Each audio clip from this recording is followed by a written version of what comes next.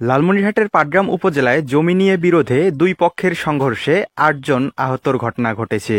শনিবার সকালে উপজেলার আওতাধীন পাটগ্রাম ইউনিয়নের ৫ নম্বর ওয়ার্ড ধবলসতী খানপাড়া এলাকায় এ ঘটনা ঘটে।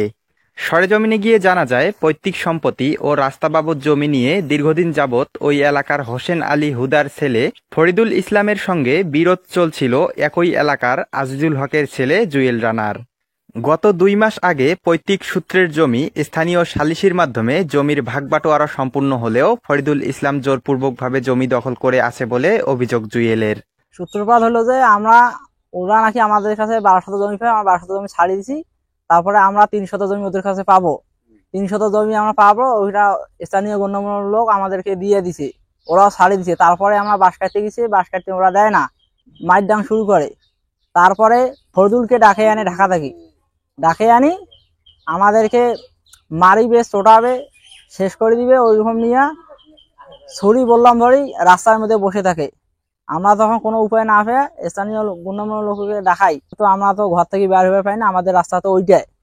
তারপরে আমরা কি করলাম, স্থানীয় লোক ডাকলাম, তারপরে ওটা বসলাম, বসি জানে ওরা তো না মানে কি করলো, ওনার মেয়ে আসি ফিরে আমার গায়ে দিল একটা চর দেওয়ার পরে তারপরে এই যে সবাই আমাদেরকে মাইরডাং শুরু করলো। ফরিদুল, হাসিফুল, হুদা, অস্বীকার বলতে কি, এখন ওরা আমাদেরকে মারছে, এখন আমাদের হয়তো ২টা মার লাগছে, ওদেরকে এই দ্বন্দ্ব আহত হয়েছে, আমাদেরও আহত হয়েছে, ওদেরও আহত হয়েছে।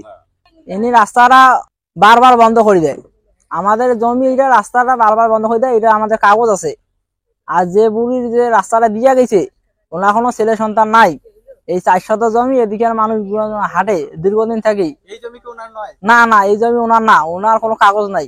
সালিসি সূত্রে জুয়েলের অংশে পাওয়া ৩ শতাংশ জমিতে সকাল আনুমানিক ৯টার দিকে জুয়েল বাঁশ কাটতে গেলে বাঁশ কাটার ঘটনাকে কেন্দ্র করে ফরিদুলের পরিবারের সদস্যরা লাঠিসোঁটা নিয়ে হামলার সূত্রপাত ঘটালে দুপক্ষের মধ্যে চরম সংঘর্ষ বাধে।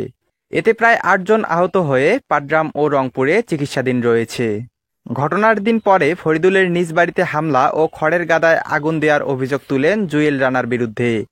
তবে এ ঘটনার সত্যতা পাওয়া যায়নি এবং এর দায় অস্বীকার করে উদ্দেশ্যমূলকভাবে ফাঁসানো হচ্ছে বলে দাবি জুয়েলের। এ ঘটনায় ফরিদুলের পরিবারের সঙ্গে কথা বলার চেষ্টা করেও সম্ভব হয়নি। তবে দুই পক্ষই স্থানীয় থানায় একটি করে মামলা দায়ের করেছেন। স্থানীয়রা এই ঘটনার সত্যতা নিশ্চিত করেন এবং সচেতন মহল আইনানুগ ব্যবস্থা ও সুষ্ঠু সমাধানের দাবি জানান। মুত্তালিব হোসাইন মানিক, এল নিউজ অনলাইন।